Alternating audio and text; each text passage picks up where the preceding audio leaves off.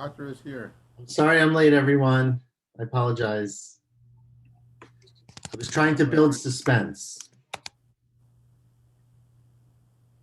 I knew as I picked up a secondary reading source, you would appear. Okay, everyone. Shavua Tov. I apologize I'm late. It's a short daf, but a very important one. So today is daf Kuf Hey, 105, in Masechet Pesachim. I don't know if Hanan knows that we're here yet, but I can talk until he shows up. I'm good at that. 1 second. Okay. So this parak seems to belong, I would say, a lot more in Masechet Brachot for us. There goes Hanan. So sorry, Masechet Brachot. I was saying that because there's a lot to do with the hilchot of Kiddush and Brachot and benching and all the things we've seen in the few days that we've passed. Today we will continue that theme, and my understanding is that we're up to the third line on Daf Kuf Hey Amud Aleph, which is a good place to start. So hopefully everyone's caught up to that. And the question today is about eating, which we've already discussed a few times already, and we'll get into much more detail. The responsibility to make Kiddush in the beginning of Shabbos, Havdalah at the end of Shabbos, and whether you can eat before you do that, okay? So what happened was, it's third line, Rav Chananya bar Shalmaya, Rav Chananya, and Talmidei Derav. Doesn't say who these Talmidei Derav were, but a bunch of students who didn't merit to get their own names, but they were students of Rav. Haviyatvi besudata, they were sitting and having a big meal. They were too humble. I'm sorry? They were too humble to have their names printed. Perhaps. Okay, that's one interpretation. I don't know. We talk about Talmidei Derav all the time. Elsewhere, the Gemara says that there were specific people referred to, but here I think it's just in general. So anyways, they were sitting on Friday afternoon, maybe it was Purim, right, like last week. They were sitting and having a big meal. V'koi alayu Rav Hamnuna Saba. And all of a sudden, in comes Rav Hamnuna Saba, who was, I guess, an honored guest, who was also a student of Rav. And they said to Rav Hamnuna Saba, Amrulay, Zil Chazi, I hope they didn't say to him, they said to someone in the room, go and check Im Kaddish Yume, if the day has started, meaning if Shabbos has started. So I guess they were inside, they didn't know how dark it was outside. Go outside and check and see if the sun is set, if it's Shabbos yet. And if it is, because if Shabbos is starting, then nafsik, then we have to stop the meal that we're in the middle of eating. And as Rashbam explains, Rashi says it here, I think also, that we have to really make it official stop. We have to move away the table, right? Cover the food, move the table away, and then nikfa el Shabbat. We have to be kovea the meal for Shabbat by bringing the table out specifically for Shabbat, by making Kiddush, because once the sun goes down, automatically you can't. There's a lot of things here, right? So first of all, what he's saying is that once the sun goes down, you can't eat the meal that you were having before Shabbat. And you have to make Kiddush, and you can't eat before Kiddush. And furthermore, that responsibility happens automatically, meaning it happens it happens automatically, but so meaning as soon as Shabbat starts, the responsibility happens, okay?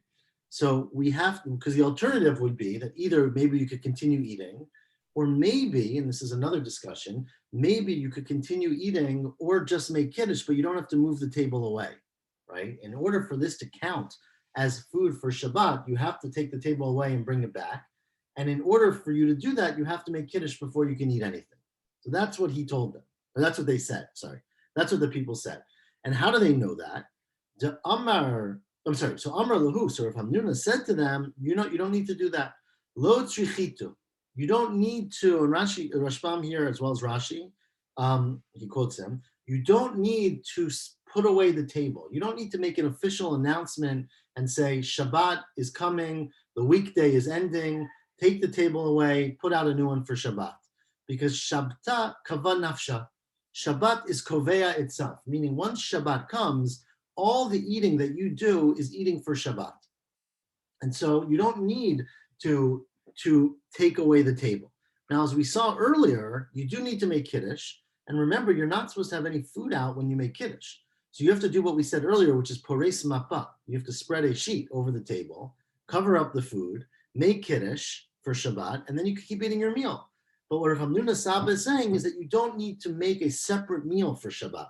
The fact that Shabbat comes basically asserts Shabbat on the meal. Okay. Now this, just before we go into the proof here, this clearly references a halacha, which I don't think we've discussed yet, but we're going to get into as well, which is that there is also a requirement to eat on Shabbat, right?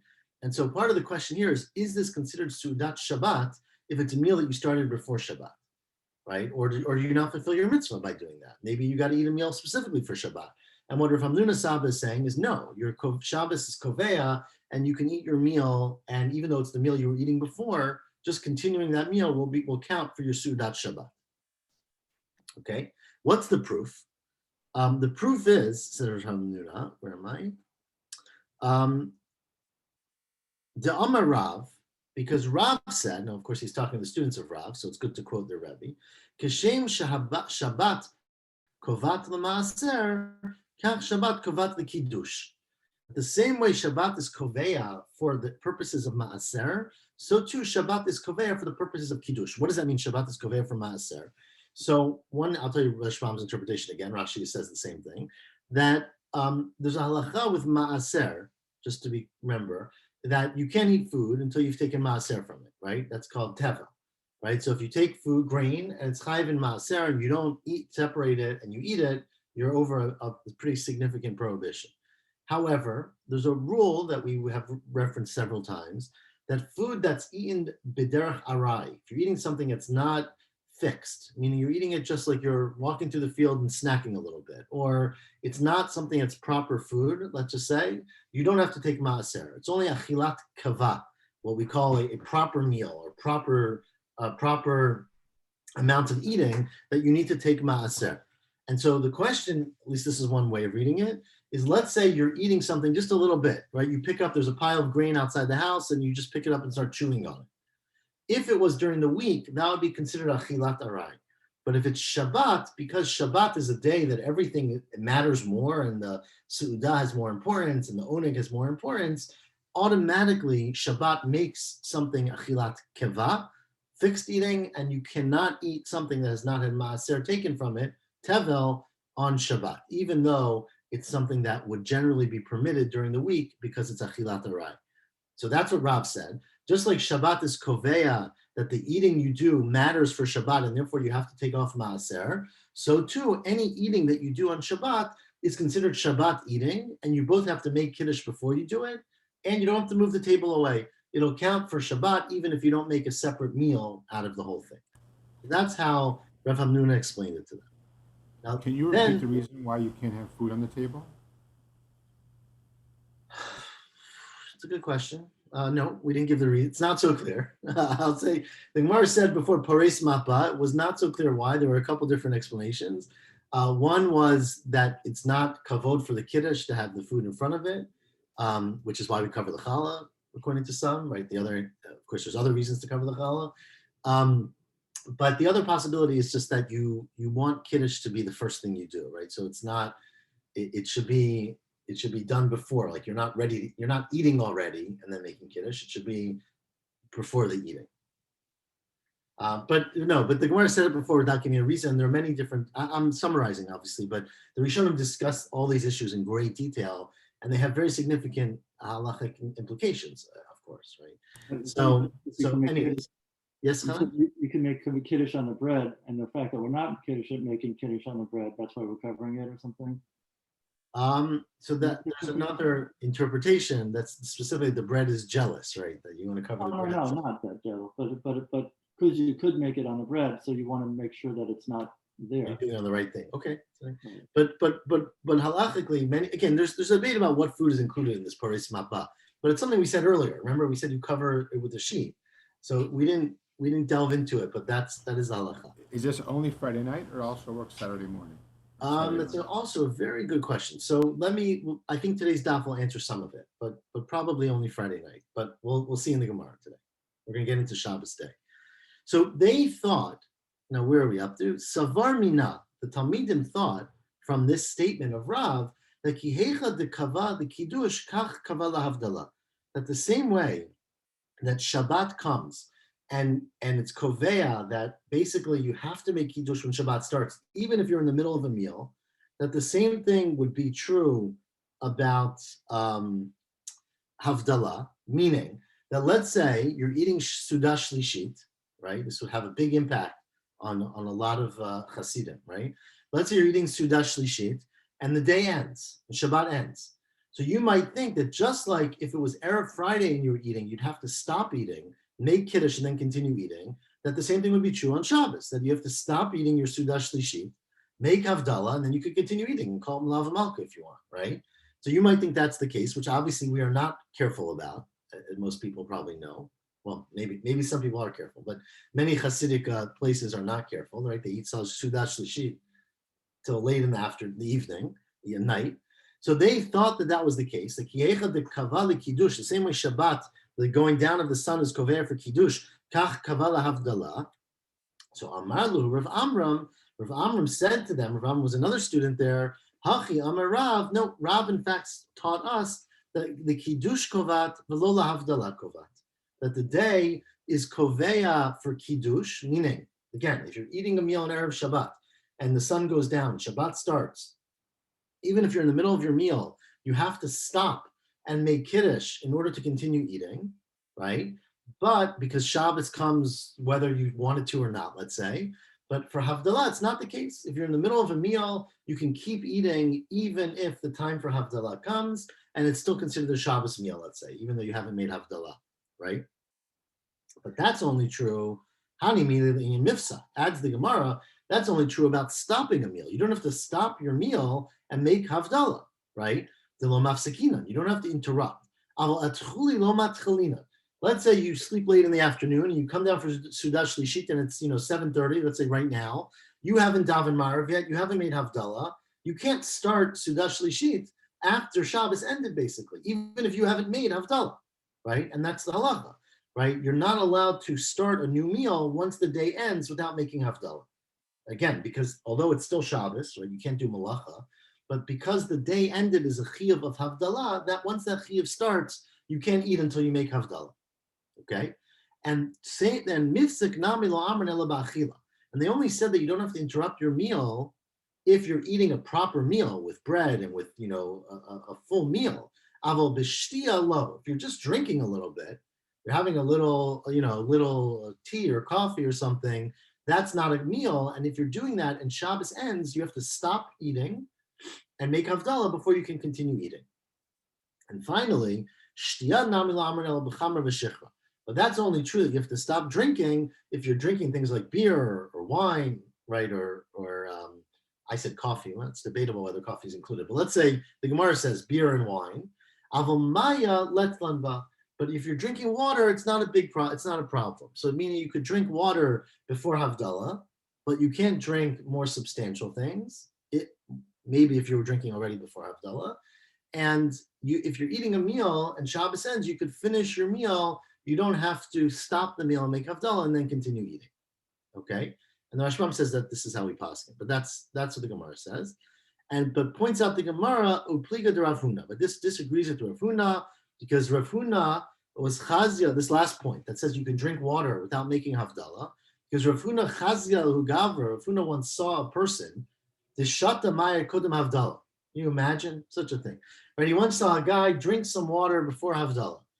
Amar Le, and Rav Huna said to the person, Lo mistafi marmi askara. You're not worried about dying a miserable death of askara, which I don't know how we translate askara, but the Gemara describes it as choking and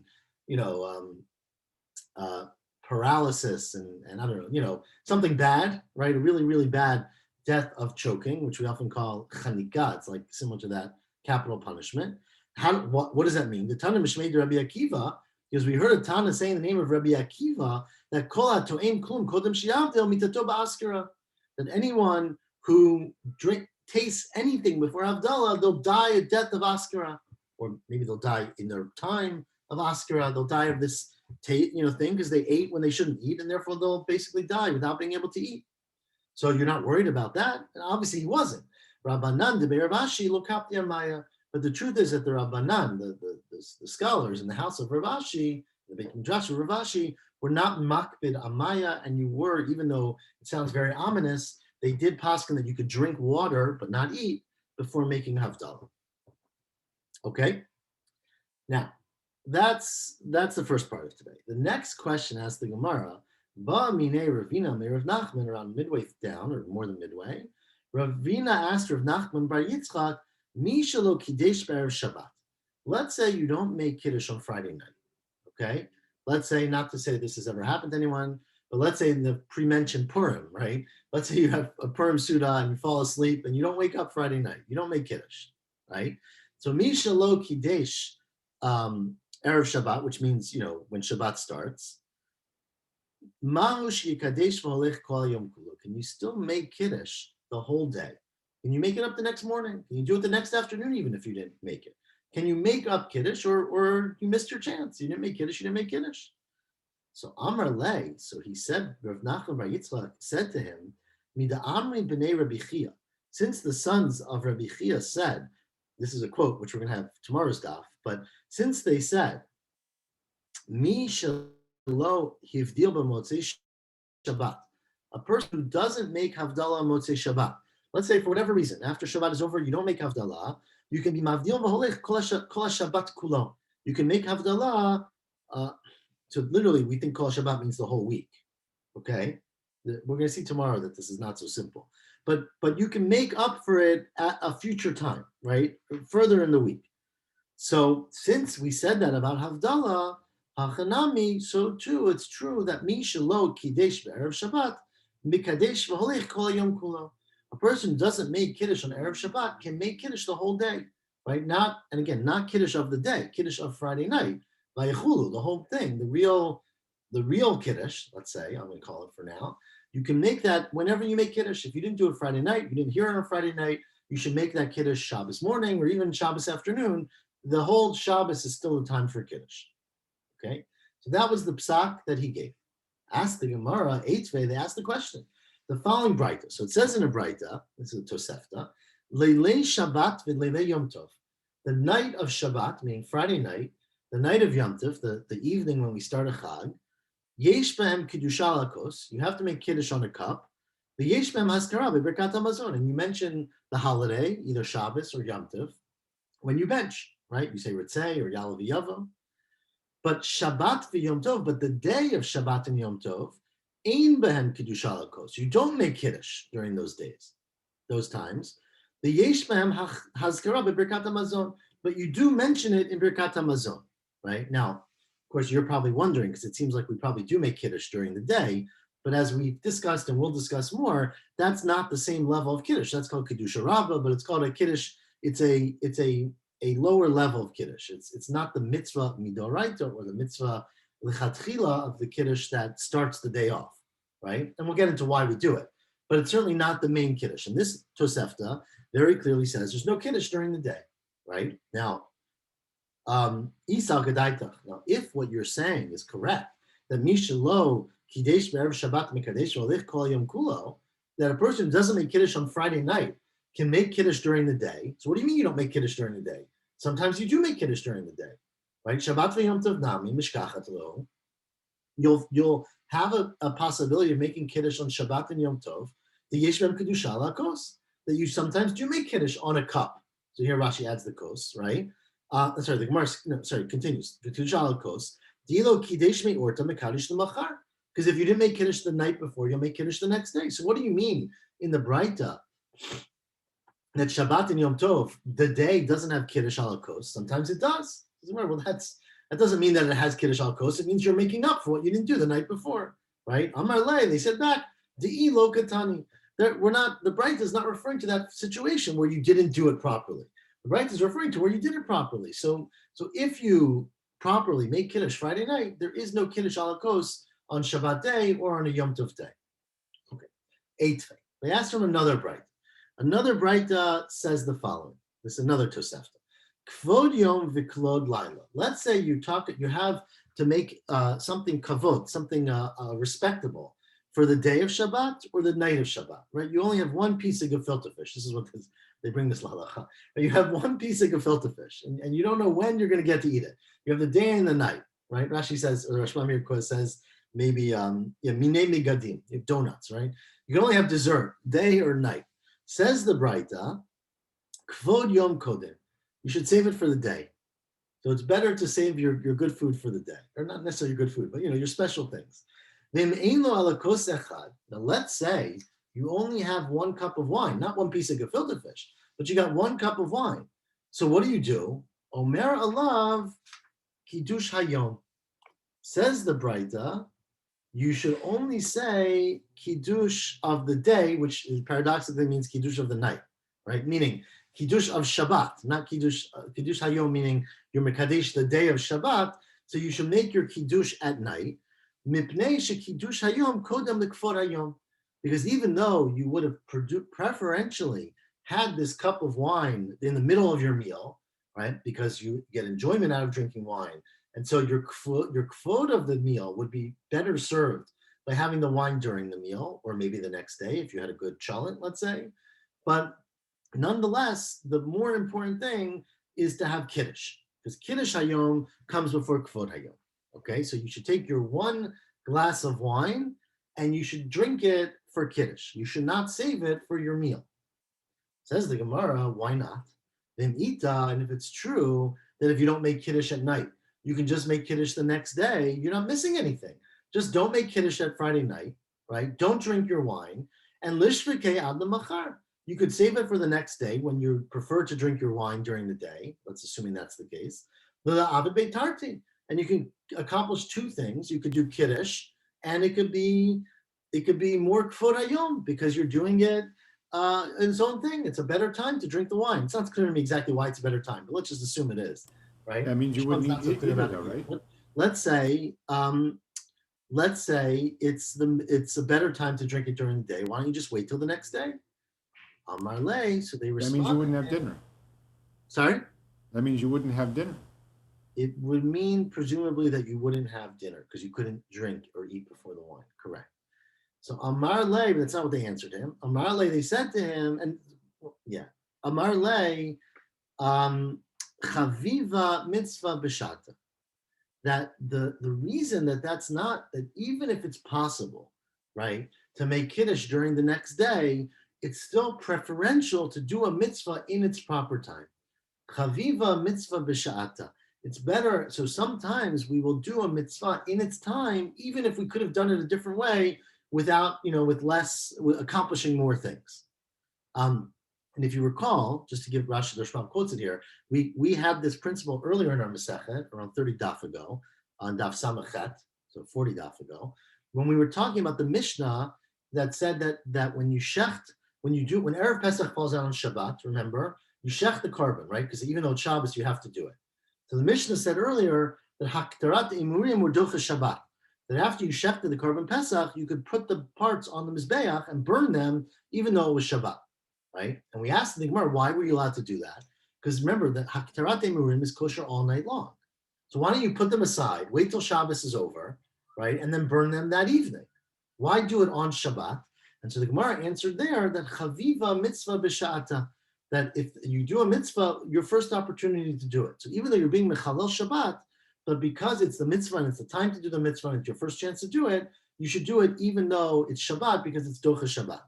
So a similar principle is here true by Kiddush, that even though potentially you could have saved your glass of wine for the next day and fulfilled more things, the fact is we want you to do it as soon as possible. The halacha that we said on Amud Aleph was that if you, for whatever reason, can't do it, you're allowed to do it the next day. But ideally, you should do it that night. Ask the Gemara, but is that true? Now, of course, I just gave you this introduction to tell you that, of course, it's true. You say chaviva mitzvah b'sha'ata. I just gave you the example from the Mishnah. But the question of the Gemara is, do you say it even by Kiddush? Meaning, does that principle, although it applied to burning the karban on the Mizbeach, does it apply to Kiddush as well? What about the following Braita? Now, this is a Braita that we quoted also last week, but I don't know if everyone learned the daf, got into it in great detail, but the Gemara certainly did not get into great detail. And for the rest of today's daf and tomorrow's daf, or some of tomorrow's daf, we're going to analyze the following Braita. So pay close attention. Hatanya. We learned in the Braita, Hanichnas lebeito b'motzei Shabbat, a person who comes into their house on Motzei Shabbat. Now, we don't know where they're coming from, but we're going to assume in the Gemara they're coming from shul, okay? Because where else would you be coming from, right? So a person comes home after Shabbat and they need to make Havdalah, right? So says the Braita, Mivarech al Hayayin, you pick up your cup, you say Barei Priyat Gafen, which is what we do, and then you say Al HaMe'or, you make it on the light, which you will astutely note is not what we do, and we're going to point out that this is the opinion of Beit Shammai, and then Al Bisamim, so we do the opposite order, we do Bisamim first, and then Me'or, but in the Braita it says, you do the light, then you do Bisamim, V'achar Kach Omer Havdalah Al HaKus, and then you say Havdalah on your cup, right? You're holding your cup the whole time. You do Yayin, in this order you do Ner, Ma'or, then Bisamim, then Havdalah. Okay? Seems pretty clear. Now, then of course, you're going to go eat Sudah Shlishi. You're going to eat Lava Malka. And the practice then was presumably to bench with a cup of wine, right? On your benching. Let's say you don't have another cup. Says the Braita, if you only have one cup of wine, then then you can eat. So don't make Havdalah. Eat your Sudah Shlishi. Eat your Malava Malka, and then do it all Mishal Shalon Kulan Acharav. You do it all afterwards. So basically, you'll make Havdalah and you'll bench on the same cup, right? So because otherwise you won't have a cup for benching. Well, Tomorrow, you just said you couldn't eat before Havdalah. Oh, it's a great question. So we're going to get there. But we're not bothered by that problem yet. It's Tosfos here deals with it. Tosfos earlier dealt with it. There's one opinion that he quotes that he does not like at all, which is that I think he says in the name of the Ran. I forgot who he said it in the name of. But Tosfos doesn't like it, but that maybe it's referring to someone who started their meal on Shabbos. So you're already eating the meal. You stood up to go daven Marav, let's say. They needed another person for a minyan. You came back and your meal is still there. You're still in the middle of eating, right? So you can keep eating and you could then bench on both cups. Because if you make Havdalah, you won't have any cup left to bench on when you finish your meal. Tosfos is not like that. The language is really not mashma that way because it implies, you're starting a meal. Anyways, the Gemara later is going to say very much against this way. So Tosfos' other pshat and other Rishonim say that perhaps you're not allowed to eat, but we would maybe abrogate that rule because we want you to have a cup for your benching, right? So although you're not allowed to eat, we don't want you to miss out on the opportunity to bench with a cup, and so we might allow you to eat in this case because you need to, which is what more people say. Okay. Either way, continues the Braita, continues the Gemara. What you see from here is that you don't say Lo amrinan chaviva mitzvah b'sha'ata. You don't say that it's a great thing to get the Havdalah in right away. You just told me that for Kiddush, right? You would rush and do it right away. Why don't you say the same thing about Havdalah? If you're so eager to do the mitzvah, Shabbos is over, make your Havdalah. I agree, you're going to miss out on the second cup, but maybe you just have to miss out on the second cup, right? Why don't you say that principle? So why don't you say Chaviva mitzvah b'shata, Amar le. So he responded to them, Ana lo chachima ana. I'm not, there's different ways to read this, but I'm not telling you what I said, meaning don't question me, because I'm not telling you what I said because I am some wise guy. Wise guy doesn't sound right. I'm some wise person who thought it up on my own. Meaning I didn't make this up for my own svara. Below chozana, I'm no prophet who heard this and I'm telling you something that's unverified. Below yichidana, and I'm not telling you an opinion that is limited to an individual. Ella gamarna v'sadarnana. I'm a straight arrow. I learn things. I am a sudar. I know what I'm talking about. This halacha that I'm telling you is not just my opinion or something that's a loose opinion. And they paskin this opinion, what I just told you, in the Beit Midrash, that in fact, when you have a cup, right, when Shabbat is starting, you should, the Kiddush of the Friday night is more important than the Kiddush of the day. And you should not leave your cup over. Why is it that when you have Havdalah, we say, if you need to eat your meal, and you don't have another cup, you should wait for Havdalah until after you eat so you can make the benching on both, that's because sha'anilan bein iyule yuma lafuke yuma. The difference between one is referring to Kiddush, which is Friday night, when the day starts, and one is referring to the end of the day. When Shabbos starts, as the Gemara, Yula Yuma, when the day is starting, we want you to do it as quickly as possible. Kol kama de makdaminan le adif. Anything you could do to make it earlier and sooner after the day starts to make your Kiddush is better. Umechavavinan le. And that's where we said chaviva mitzvah b'shata, that you should do it right away. Afuke yume, but when the day is over, when you're talking about Havdalah, there's no rush to make Havdalah. Then ma'achrinan le, you should delay it, so it doesn't look like it's a load. Tuna is like a burden, right? That like Shabbos, oh my gosh, let's get rid of Shabbos so we can go do whatever it is we want to do. Learn Daf Yomi. You can learn Daf Yomi on Shabbos. Yeah. But let's go, and you could probably push off Havdalah even to learn Daf Yomi, right? You could wait. If you'd be late for Daf Yomi, if you're making Havdalah, you probably could wait the Havdalah, learn Daf Yomi, and then make your Havdalah, right? That's the equivalent. So it would be okay. So you can't eat maybe, but that's what you can do. In any event, that's the difference. So that's how I explain it, that when Friday night comes along, we don't want you to wait on the Kiddush till the next day, even if it's going to make your meal better, and you'll be fulfilling, mitzvah of Simcha of Shabbos and Oneg Shabbos. We want you to make Kiddush right away. When we're talking about Havdalah, you can push it off. Now, just to remind you, so the Braita, I'm going to go back now and read the fifth line. The Braita said, I won't read it, but I'll tell it to you out loud. You came into your house Motzei Shabbat, right? You make Havdalah. We said the order. You do Yayin first, then we said Me'or, then Besamim, then Havdalah. And if you only have one cup, so you're not going to be able to then use another cup for your benching of your meal, you should wait. Don't make Havdalah. Eat your Suda, eat your Malava Malka, and then you could bench and do Havdalah on the same cup, right? Says the Gemara, Shma mina miha matnita tamni. From this Mishnah, we can learn 8 important rules. So just one, it's a Braita, right? From this Braita, we can learn the following 8 rules. First of all, Shma mina, you first of all can see that hamavdil b'tfilah tzarich shavdil alkos, right? This person, when we say they came into their house Motzei Shabbat, presumably they came from davening. And even though when they daven, they said atacho nantanu, they said in tefillah that today we separate between Shabbat and Chol, you still got to go home and make Havdalah, right? Even though you davened in shul already. And again, you don't have to daven in shul, even though you already davened. So that's one principle.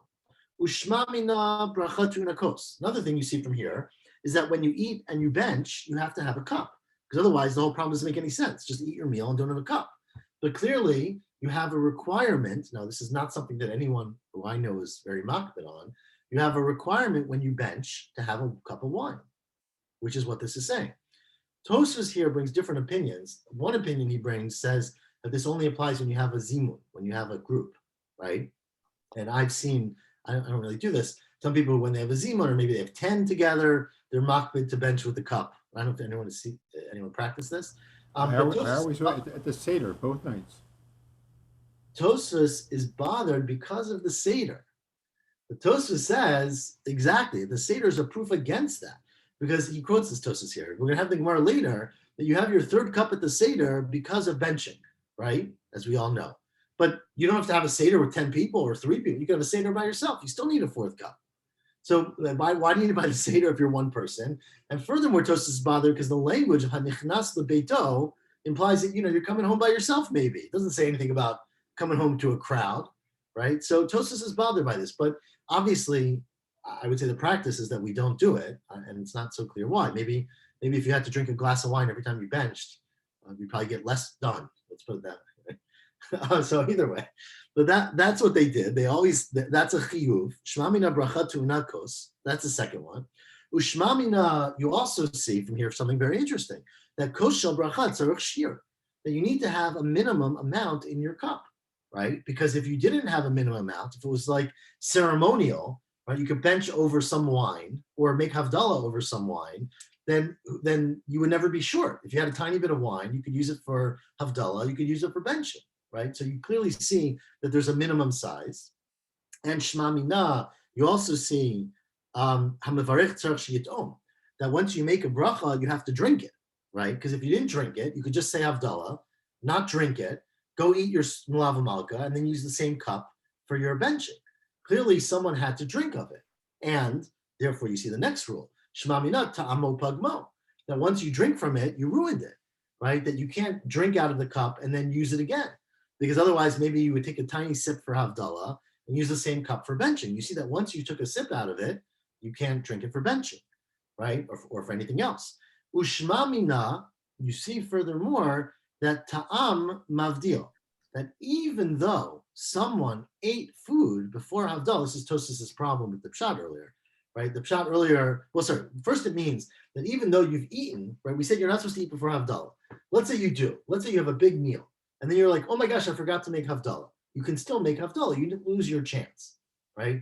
So this is why Tosas is bothered by the Pshat earlier. That means you came home from Shul, but you were eating already on Shabbos and you're continuing your meal, because then it's not like you started a new meal after Shabbos. Like this implies that even if you start a new meal after Shabbos, although you're not supposed to necessarily, you haven't lost your chance to make Havdalah. So either way, you see that rule. Ushma mina, and furthermore, you see Omer Shtei Kedushot al Kos Echad, that even though you only have one cup, you can, as long as you eat your meal first, do two things, right? Benching on a cup and Havdalah on one cup of wine. You can double dip, as it were. Ushma mina, and the eighth thing that we see from here, if you're keeping track, is that Beit Shammai hi v'aliba Rabbi Yehuda, that it's Beit Shammai and it's going according to Rabbi Yehuda, which is the opinion that, unlike Beit Hillel, that you make the order of Havdalah is first you do Yayin, then you do the light, Ne'er, or Ma'or, then you do Bisamim, then you do Havdalah, which is of course not what we do, because we do Bisamim Kodem to light, right? We do the Bisamim before the light. So you see all 8 things from that Braita, and we are going to stop here. And God willing, tomorrow morning, pick it up from the 8th thing, which is Rav Ashi. Well, Rav Ashi is going to comment on what he disagrees with some of the 8. But tomorrow we'll get more into the details. We're going to continue analyzing all the rules that we're learning from this Braita. And I'll stop there. Okay? Okay. Mishkach. Shavua Tov, everyone. I know there's a short. Thank you. We'll pick it up tomorrow morning, God willing, at 7:30. Okay. I'll see you in a couple of weeks. Tov, thank you. So, Good. Shavua Tov. yeah, bye.